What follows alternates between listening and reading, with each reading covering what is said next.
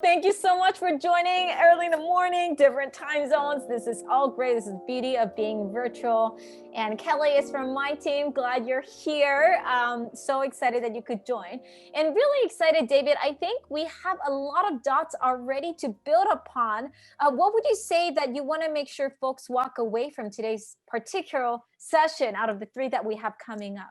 Right. Yes. What we're kind of focused on here today, I mean, all of our sessions are really going to be around the adoption process. So, not so much around like the data science and, the actual, analytics that go into it, but really how do people use analytics and what do you have to have in place around around that from a cultural standpoint to become a more data-driven organization.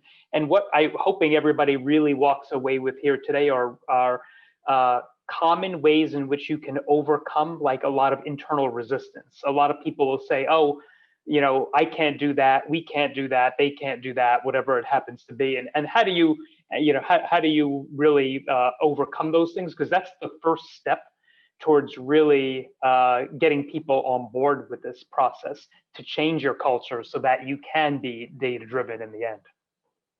And to build on that, one of the things, if you haven't noticed the hint, is that our style and probably the way we work is very interactive. And so it's not going to just be us talking and sharing. This is the bullet points I want you to remember. We want to hear this with you together. So I just shared a link. This is our actual slide using Jamboard that I want all of you to join so that it is actually editable. So please don't delete it, something accidentally. But this is how welcoming we want to be. And I share this because there's a lot of nuances that you have all already highlighted and the different aspects of what that tech adoption means and the challenges. And so we're going to dive in this together. If this is your first time using Jamboard, I can't wait for you to dive into how fun this is. Want to hear your opinions here directly. And with that being said, let me go ahead and get started. And I know there are other folks who have joined us. Welcome. We just went around and did a quick round of intros. We're glad you are here. And again, while there's a lot of questions and dots that we will have, please, I know some of the information that folks might share here might want to remain confidential. We'll honor that in respect to one another, but please share the learning elsewhere and spread it so that way you're not the only one who's thinking about, geez, how do I make my team adapt to new technology? And so as the title David has already highlighted is the tackle of like, how do we address the internal resistance? And if my assumption is correct, based on what you have all shared, this is kind of echoing to the choir, right? We already know why tech adoption's needed. We're here because we want to figure out how do we talk to the people who don't get it yet. And I think that's the lens that I so appreciated when David shared that. And as we were thinking about how do we help other people, I thought, well, let's think about the big macro question. What is the pain point overall? Maybe it's that they're saying that I don't want to do this because I'm too busy. Or maybe somebody says that like, I have already too many other things and I've already adapted, like it's not going to work. And so before we share some insights and suggestions, if you can join me again on slide 2, you can tap this front and back. I want to hear your honest thoughts. And instead of going around on audio, to take all your suggestions, and we're going to do it on Post-its. So if you click here, this is how you can leave your notes. If I say, I want to tap my brain more because, well, everyone keeps saying they are too busy. That's my biggest pain point. Or maybe for you, it's something else. Then you'll see the Post-it showing up live. And so this is going to work best on Chrome browser. I know everyone has different browser preference. If you can take a moment to click and share your thoughts on Post-its. And in the meantime, I'll give some time for you to reflect on it. And I'm going to check in with David to share some of his patterns and thoughts he generally thinks of this. So again, please take a moment to share on slide 2 your thoughts with Post-its. And if you have any questions on how to use that, I can let you know. But David, what are some things that you often hear when it comes to this question? Yeah, there is a lot of similarities that we hear across customers, regardless of the industry, sometimes even regardless of the maturity of the organization. But some of the very common themes are, analytics really isn't for me. That's kind of, if I could abstract it a little bit, somebody else should be doing it. Somebody else should be delivering this to me. There's also the thought that everything kind of gets served up on a silver platter. Somebody hands me a report or a dashboard, and it tells me exactly what we need to do without me having to interpret anything. And in reality, it's a lot more nuanced than that. A lot goes in to being a real data-driven organization, and to using that data so that you can actually make a difference, whatever that difference is supposed to be. Customer behavior, sales, bottom line results, whatever it is. I love those examples, and I'm smiling as I'm looking at these comments. Again, this is such a beautiful reminder of for folks who might be wondering, wait, Monica didn't actually even introduce herself. We don't even know who she is. And the beauty of actually how we got to even collaborate, because that was exactly the synergy that we realized, is that David hearing all these patterns and me seeing these comments in the culture and leadership development at InnovatorsBox, we always hear about, well, we want to think about how we create an inclusive space. We want to think about how our teams are adapting to new phases, new changes, but they're not talking. And that's where we realize that, well, how do we think about tech adoption in a more strategic, holistic lens? And we're seeing a lot of dots here. I want to check in with some of our folks. Lisa, if you don't mind taking a quick look at what folks are sharing, what's standing out for you so far as you're looking at these notes? Unmute myself. Sorry, I need to unmute myself. All of them. I mean, prioritization and I think organizational buy-in or limited buy-in from the top, probably, at least for us, is more because it's just I work for an association and the topic is most important, but the back-end structure and operations of the organization hasn't really been a focus. Thank you for sharing that. Brad, what about for you? Well, I think I mean, I can speak from our experience so far. Some of these things we've been fortunate enough not to deal with. And so that's good, but just people feeling like they don't have the expertise. And so they're really scared about diving into analytics. They feel like it's, you know, for us nerdy types. And so trying to get people to realize, you know, that everyone can, if they dive into this, can contribute to ideas. That's something that I've certainly found to be a challenge. Absolutely. Mike, what's coming up for you?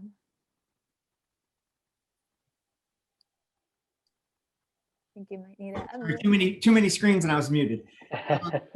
You know, as I read most of these, I kind of think back to I'm a student of the Sandler sales system, and at the end of the day, if people don't understand what's in it for them, they're not going to adopt it. They're not going to make the time for it. They're not going to prioritize it. They're not going to create the budget for it.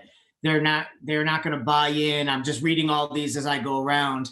And as I'm trying to get anybody to adopt anything, and being in the technology space, that is a constant battle for us. We always have to try to look at what's in it for them, get them to understand their personal value. People adopt for two reasons: to reduce pain or to gain pleasure, and that's it. And so you have to figure out what's in it for them. Are they going to, you know, is it going to make their job easier? Is it going to make them more effective at what they do? Are they going to be able to do a better job? Is it going, you know, whatever, but it's got to be from their perspective, not from the corporate perspective, not from the manager's perspective, not from the data analytics guy's perspective, but from their perspective. Thank you, Mike, for sharing that. And I'm smiling and I see a lot of nods in the room as well, because how often, I think, how often are all of these things that we feel like we know, but there's a nuance of like, but why is this gap still happening? Why is it that like we're doing our best to communicate that, hey, like this is going to be helping you, but for somehow communication gets lost, right? Somehow that department is like, no, Mike, that was great. I heard your pitch, but it's like not good. Or like, it's still not good. And then we were like, wait, but I've communicated. I heard from your point of view. I've done the research. And so I think the beauty of today's conversation is some of these questions that you're already raising, as you're bringing up and sharing, I challenge all of you to see what's a layer deeper that is missing that we can untangle. David, what else is coming up for you before I get to the next slide on this? Right. The one thing I'll say is I'll just kind of piggyback on the last thing you said there. That example where, I swear we've already told people this. And I think one of the things that I would advocate, I think we will be covering some of this here today and even in future sessions, is that communication. You're really doing a sales job throughout your organization, trying to convince people to do things. And just because you tell them once, just because it came from a senior person or it was in an email or whatever it is, once is not enough. I'll let that lie there, and then we'll get into some examples coming up very shortly. Thank you for sharing that. And again, as we go through this, the intention that I hope to emphasize again, the reason why we're structuring this as a workshop and really interacting is that I want all of us to walk away with new questions, at least a couple of new steps that we want to give it a try, and also be affirmed again, perhaps of the things that you're already doing well. And so those dualities, I'm making note of that. So take lots of notes. And yes, thank you, Hawa, for confirming that once is not enough. And it's so tricky because I think, especially during this time, we feel like, wait, we already told them it's going to be working from home. Or like, we already told about this policy, or we already said about certain things. And this has been such a, I think, key opportunity of how do we remind ourselves that learning takes time to want to do something differently about it. So as you have all shared here, thank you very much for your inputs. We want to share a couple of things that we noticed in particular. And we'll start with the way people tend to phrase things, which is number one, this is not my problem. It's just a tech problem. Right. It's not my department. It's maybe the marketing team, right? And I think all of you have highlighted, but the key thing is the ownership. And Mike, I really appreciate you highlighting that again. The emphasis is like, how can we communicate that they have ownership in that too, that they have stake in the game? What's in for them? And I want to really challenge us to think about the buy-in. Often when we worry about that not happening, is because when people say this is not my problem, how often do we take the time to be curious how we can reinterpret them saying this to see how they can have ownership in that? So as somebody, as an everyday employee, they might be saying this because they just genuinely don't know, but they also don't know how they can have ownership and help contribute to that. And this actually builds into the second point, David, that I know you think a lot about as well. Right, and Mike stole my thunder on this one, but this is kind of the flip side almost of this is not my problem. In that scenario, it's like, well, this is something else somebody has to do. But when kind of almost challenged about what should they do about it, they'll say, well, I'm not the problem. I just want to know what's in it for me. And you do have to, just like Mike said, so you do want to be able to provide a clear value proposition. And what I often encourage people to think about is and when you're talking about being data driven, you're putting analytics in people's hands. It could be a dashboard, whatever the vehicle is. You really have a product that you are pushing out and putting into the hands of business people. And when we buy products as consumers, we're all consumers in the room. Why do we buy one brand of toothpaste over another? Well, 4 out of 5 doctors, recommend. Why do we buy that chocolate chip cookie? It's got 25% more chocolate. Whatever the reason is, you've got to be able to speak to what that person values. And some people are driven by efficiency. They just want to be able to do what they do, but do it faster. Some people are interested in like being creative. Oh, if I had this data, I might be able to create a better mousetrap for the customer, something like that. It really gives them something to dive into. Some people, like teamwork and collaboration and data, as strange as it sounds sometimes, because we think of data as being very impersonal, but the collaboration around data, you and other coworkers and other departments really kind of diving in to figure out what it means. Collaboration is something that might speak to yet a different person in your organization. But whatever those touchstones are, you really want to be able to take those values and then communicate them, like I said before, repeatedly, over and over and over and over again, until everybody can just kind of recite them 4 out of 5 dentists recommend. It's something we all know at this point. And so I think that's kind of the way in which to look at the positioning it to somebody in terms of telling them what's in it for them.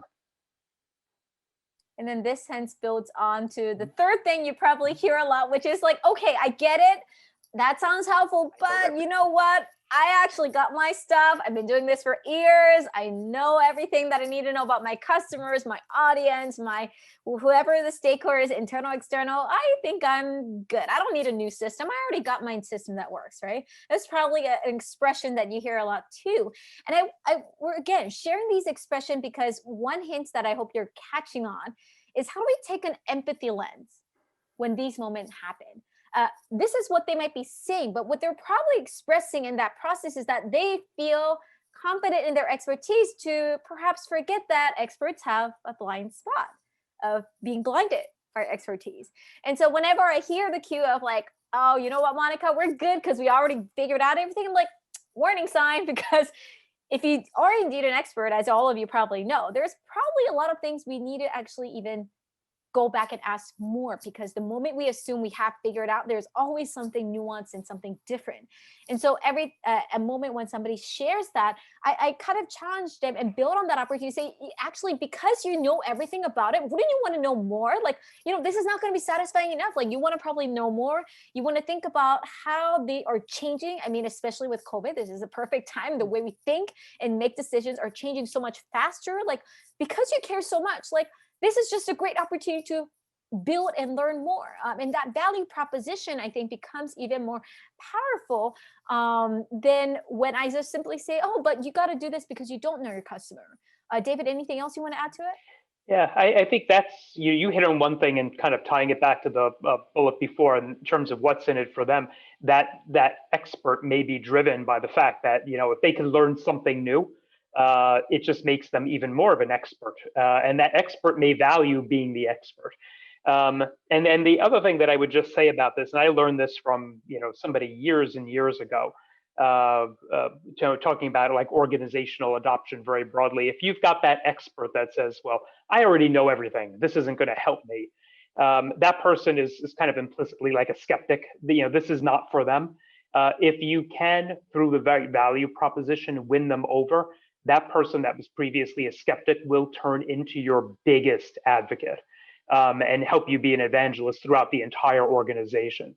So that they may be more work, but getting them on board can be really, really important in terms of broad adoption of data throughout an organization. And this is key in the nuances, because again, I know gut instinct wise, especially all of us here, when we hear this, we don't like it. It's like, guys, I know, but you really need this tech adoption. So whenever it's tempting that, I want to challenge you again, just that mindset shift. It's like, okay, this is my opportunity. This is going to be my future best advocate. How do I nurture this person? How do I make this my biggest fan? Help them understand, because they're going to play that influential role even more than you think.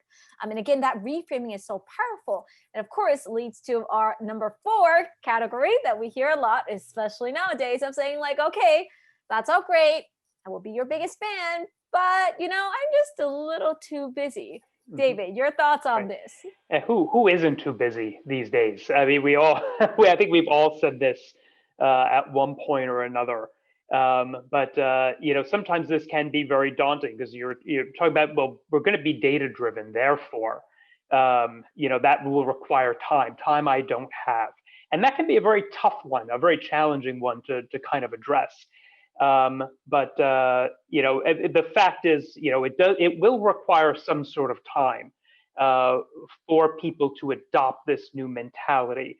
But there's a couple of things that you might want to do to overcome that. And first of all, like that value proposition again, if it's very possible that things they do, if they can do it faster, they can invest some time now, but save it on the back end over and over again for years and years on end. So there's like an ROI of time to use as an argument for these people. And the other thing to think about is, maybe look at partnering with other parts of the organization. Projects like this, when we talk about being data driven, very often they may be IT driven. But really, if you've got a larger organization, especially, partner with, maybe with HR, because HR often, says, well, everybody gets to take so much time for professional development, saying that this is going to be, we're going to have a component around professional development to be data driven. And it's something they had to put in time for anyway to kind of like meet their yearly review. That could be a way in which you kind of create more or less free time, for people to really engage in something like that. That kind of creativity can really help. Again, that depends on your organization, but it's something to take a look at and consider. And I want to build on before I check in with Mike. Thank you for raising your hand. Is the keyword strategy. I don't know how often I've been in conversations where somebody says like, Monica, we don't have time for culture and leadership stuff. We're just so busy. And all of you are probably going to smile at this because, right, the honesty is like, that's actually probably, you're busy because you're not actually strategically looking at this. And as David has highlighted, once they understand taking the time to think about the long run now strategically is going to make a huge difference. And man, burnout and all these questions that we're raising, they're going to be able to take a look at it in a whole different way. But it's just that initial investment. How do we help them reframe to know that you taking the time off your business is going to help you be thinking not in your business, but on the business and thinking more strategically, make a whole lot better decision making that impacts and efficiency as well. Mike. Mine was just a quick little note on the previous slide around experts blind spot, being the a resident know-it-all in my organization and dealing with a lot every day. If you're going to try to win them over, you have to be very careful not to embarrass them or prove them wrong with your tool, with your data, with the analytics that you put together, but find out how it complements what they do and how they do it. Otherwise, as opposed to becoming your biggest advocate, they will be the biggest roadblock that you could have to adoption. So just a little culture note. Absolutely. Right? That nuance again is so key. And thank you, Mike, for highlighting that, because again, it's all in the language. And I hope that's the nuances that you're hearing. We were very intentional when David and I were putting together, and like we could have done even this presentation and this session very differently, but we went down because we realized, David, I realized we should start with what expressions people actually hear all the time so that we think about more concretely what they can do differently. And David, I know this leads to why you're excited about number 5. Yes, right. This, I'll speak to this one because I think this is like the single biggest point of failure that I've seen across organizations for now. Unfortunately, it's decades, and unfortunately, but I've been doing this a really long time. I have talked to so many organizations that say, we built something, we bought something, we rolled it out, and nobody used it. I have heard that over and over again, and that hearing that so many times over so many years was really the genesis of this session and the idea of focusing on culture and people rather than technology. The technology platform for analytics or anything else, suffers from the same creation, the same creator's block that everybody else has.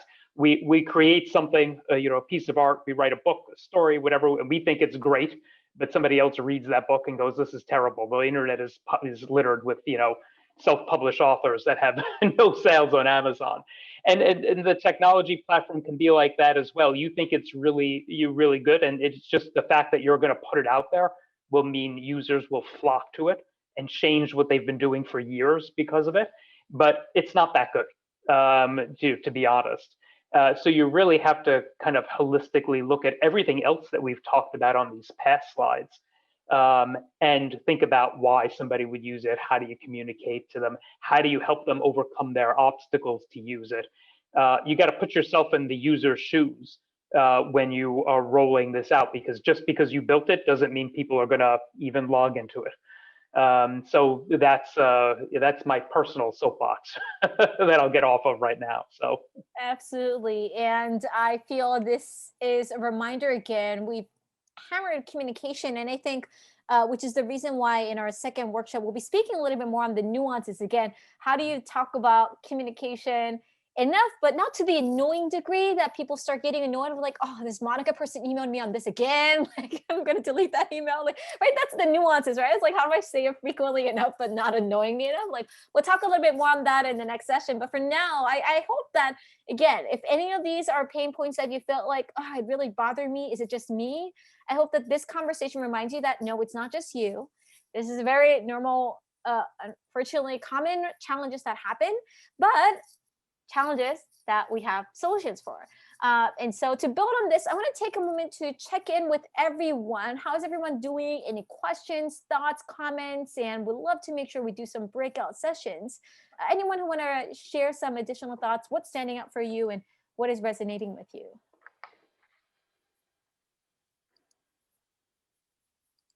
Let's see. Kathy, we'd love to hear from you.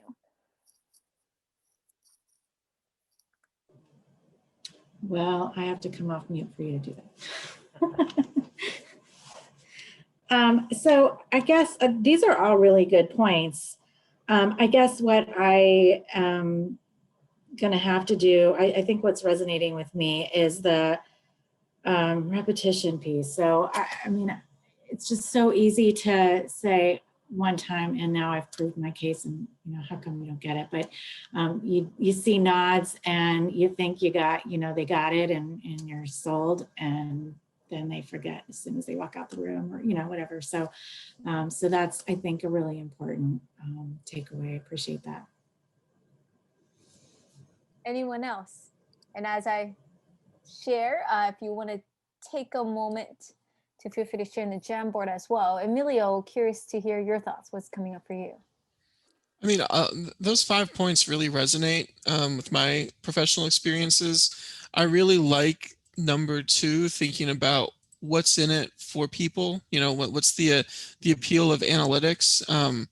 Sometimes, you know, especially if you're embarking in something complex like a data warehouse or some other technology solution, it's easy to get so lost in the details of implementation that if you don't come up for air and remember the thing that excited you at the very beginning and you don't communicate that to your team, you might be missing an opportunity to you know, generate those partnerships that are needed to really go far with adoption. So yeah, that's definitely one of my reactions.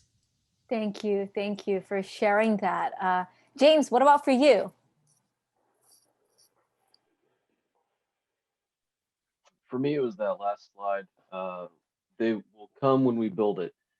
Everyone assumes that everyone's going to just instantly adopt everything because it's a new cool tool, but that never seems to really happen. You reiterate it a few times that you need to talk about it and essentially sell it, and that's kind of what needs to happen.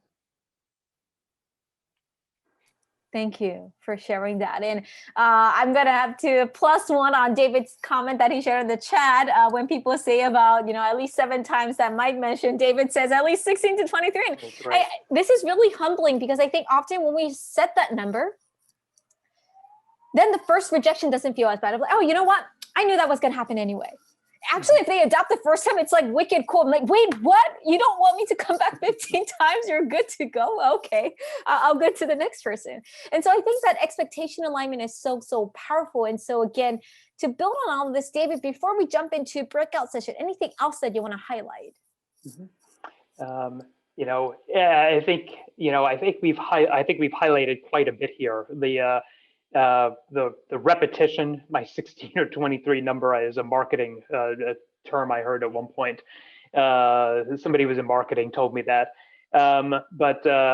You know, yeah, you've got to, the thing to kind of bring together, James, you had just said it before, you think you're going to, you know, put it out there and people will just, you know, want to use it. You know, this whole concept is really almost thinking like a marketing person.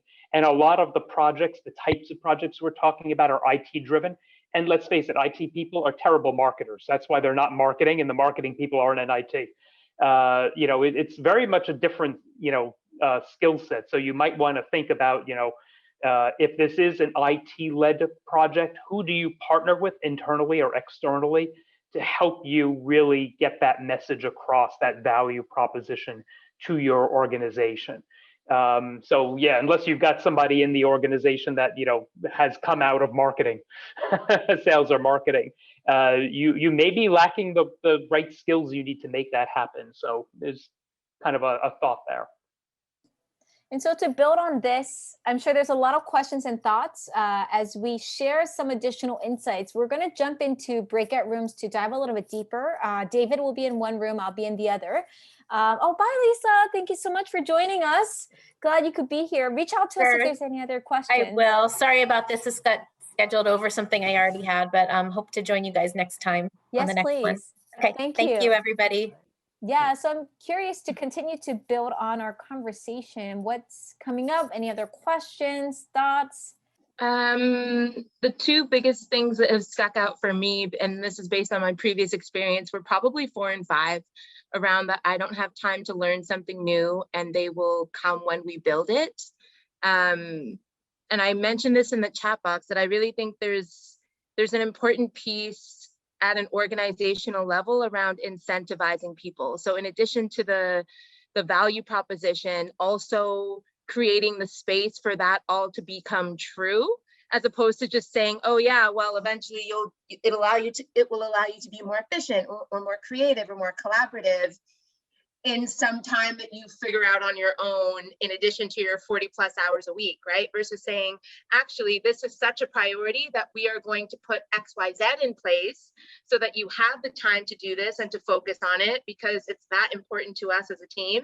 And we care that much about the value proposition that you could gain from this, that we're going to put that in place, and then to keep reinforcing that. And in addition, to not, because, you know, to David's point, I think David and Mike mentioning how many times we need to repeat things. I also think there's power around having a diversity of voices that are repeating things, right? Because at some point, and again, I say this because I've been a chief of staff before, at some point, I also just felt that people were kind of like, okay, we know what she's going to bring up again.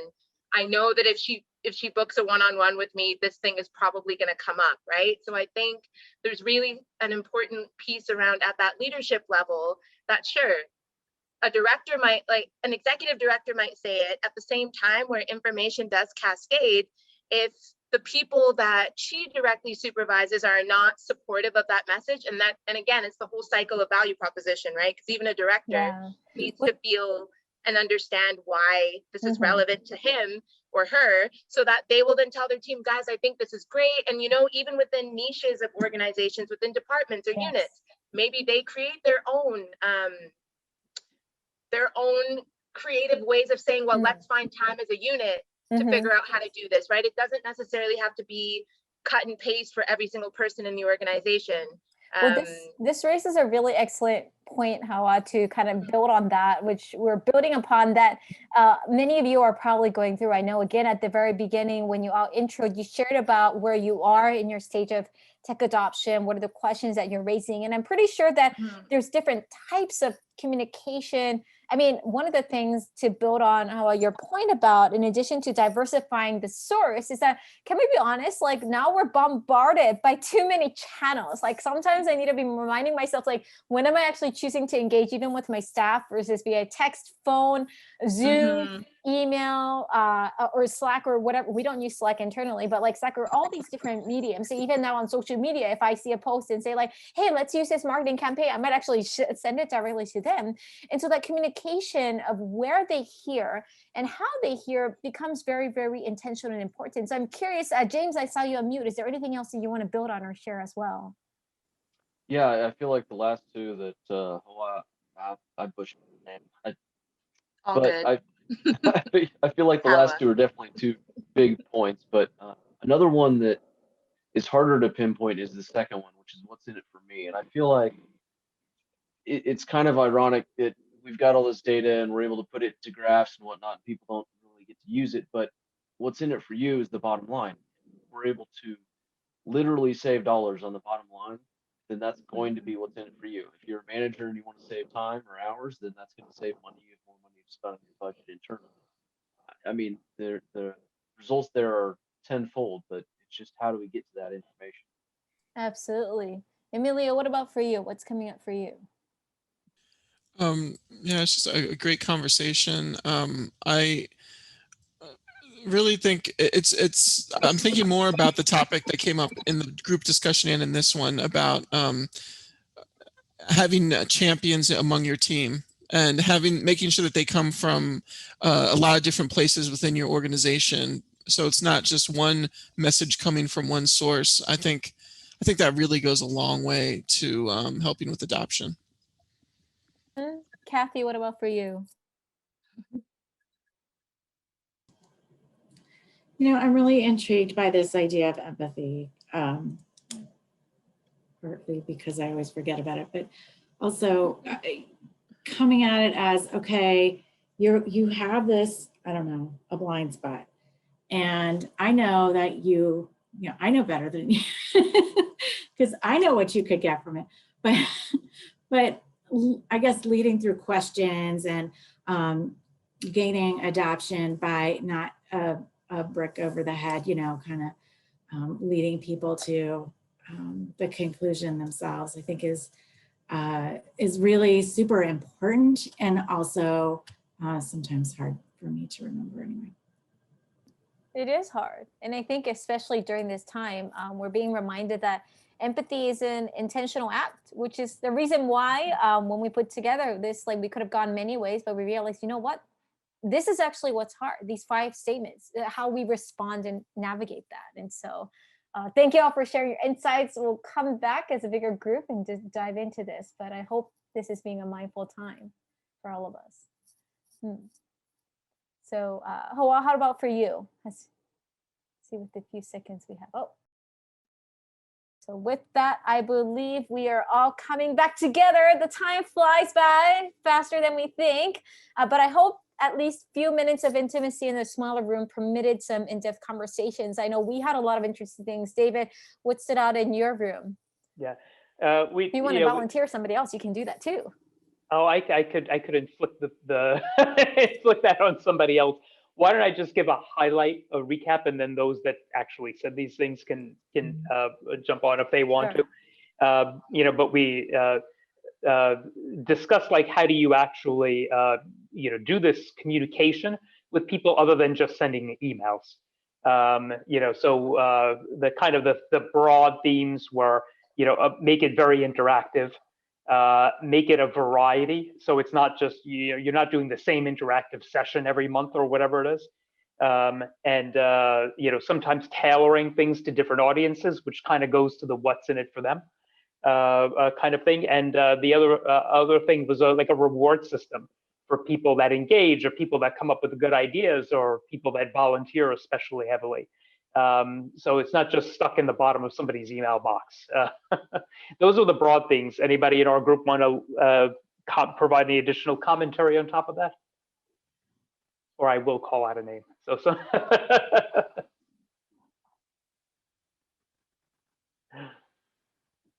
I see Brad on unmute, so I will use that opportunity to say hi, Brad. Hello. Well, no, I was the one that actually posed the question because this is definitely an area outside of my expertise. So I was looking for the guidance here. So I found these all very helpful for us. I work in a smaller organization. We in our core office, we have 8 people. So it's a small, tight-knit group. So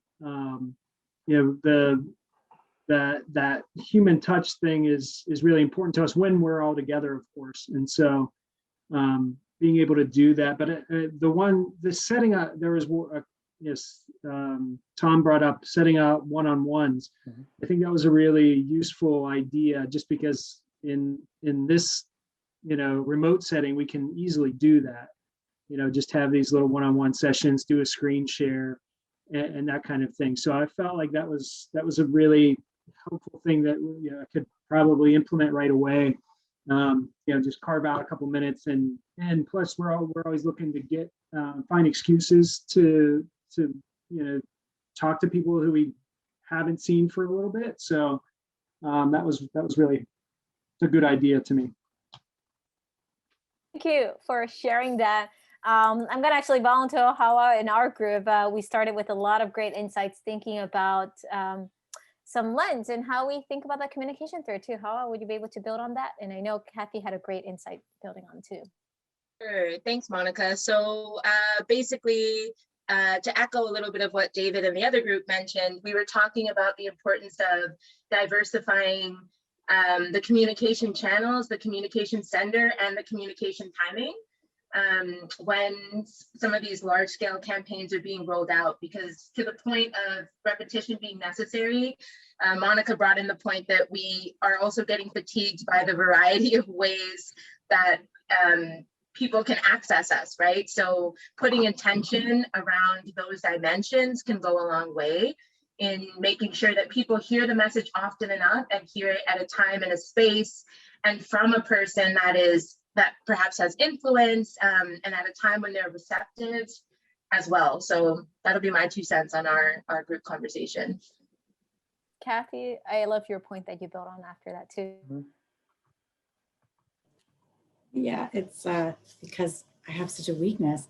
The whole idea of expressing empathy through all of these or during all of these this resistance, it's so important. And the idea of leading through questions and, okay, coming alongside and I know this is difficult and how do we get through it and it's going to be better at the end, and all that kind of relational stuff gets lost a lot of times, especially in my world. So it's a good reminder to bring that back into the conversation.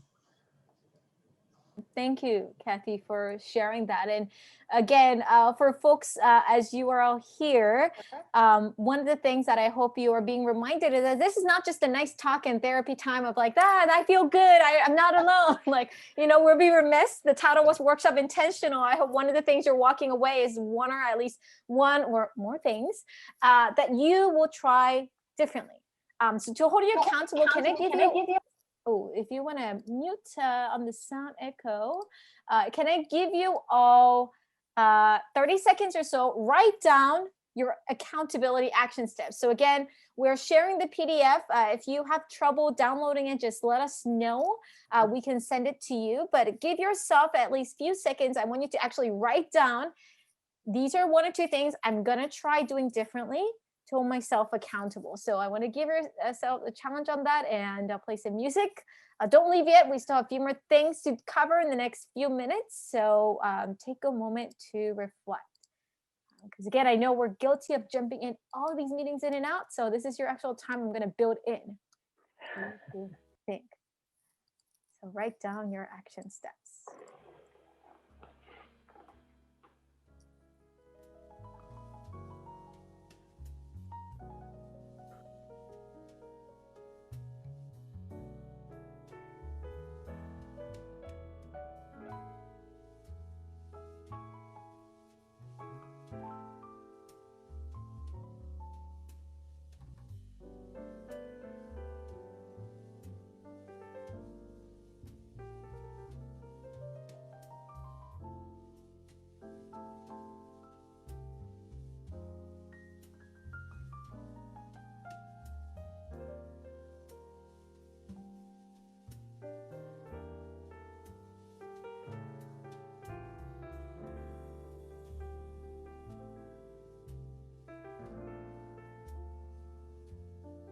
Give another 30 seconds or so.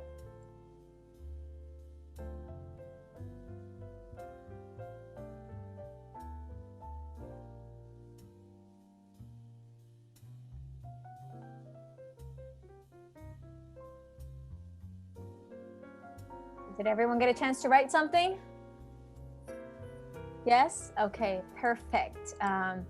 I know, again, it's very easy, even if it's just 1 or 2 minutes of like, okay, thought a lot of great things, I'll come back to it, but who has the time again, right? You're probably jumping into another call, another task, so I wanted to hold you and give you space to do so. In that final note, I know, David, you have some additional advice to piggyback on this and how we think about this more strategically. Again, I know sometimes when we learn about all these things, I feel overwhelmed and I feel like, okay, where do I even start? What are some advice that you have to share? And now unmute so we can hear you. I should be unmuted now. Okay. So a couple of takeaways, and will restrict myself to just two. But one is a little more broadly. A lot of this has been around data analytics and changing culture to become a more data-driven organization. Broadly, though, I mean, you can use this for any sort of tech adoption, regardless of whether it's pure data analytics or not. I do think there's a lot of general takeaways to be learned from this that could be utilized across the company. But the other thing is, and this is, I'm going to echo what the little nugget that you just said there, Monica, is, what will be the next takeaways? We've covered a lot of, in a short period of time, we've covered a lot of topics. And so, it sometimes can seem daunting. All right, where do I even begin? And, I know when I think about this, even at our company or we're working with our customers, is really just to kind of, sit down and break it down into little parts. And it may take me days or even a couple of days here and there over the course of a few weeks to kind of get there. But, what am I trying to do? How am I going to communicate that to people, work backwards to, all right, what are the channels I'm going to do to push those messages out to people? How do I get them to engage? And kind of break it down like that can go a long way towards making what seems like a very difficult problem, turning it into a lot of smaller problems. I think that helps me a lot. So that's one thing I might provide as some takeaway advice for everybody as well. And to build on this, because I know many of you have signed up for the next one, why don't we use that month as a touch point to hold each other accountable? You're going to all probably coming back next month. We're going to build a little bit more in depth in how we do the communication piece, which we were already on that road, being more strategic. I'm going to challenge you all. What's at least one thing from today's session that you're going to challenge yourself to do differently? As Kathy has highlighted, it takes more intentionality and the empathy. So how can I give myself grace? It's okay if it doesn't feel immediate, right? Like empathy also means we give it to ourselves. How can I give myself empathy that I tried it today, it didn't work? That's okay, right? That's one day, you do it again tomorrow. And so build yourself empathy, not just in how you relate to others, but for yourself. And so give yourself 1 or 2 goals that you want to do. And then we'll check in next month, and then we're going to build on that, on how we do on communication. And of course, if you have any, thank you, Mike. If you have any questions in between, let us know. You have our contacts, both each of ours, as well as the hello at Culture of Analytics. Again, we hope that this was an invaluable time. We're so glad you're here. And again, if you have any other questions, let us know. But I think, David, with that, we might even spare 5 minutes back to everyone. What do you think? The gift of time is a great gift. So. With that being said, unless there's any other questions, once, twice, perfect. Well, we're so glad we had all of you. Have a wonderful month, weeks ahead. We can't wait to see you again next month. We're going to have this accountability partners, and we'll check in and see how your progress goes. See you later. All right.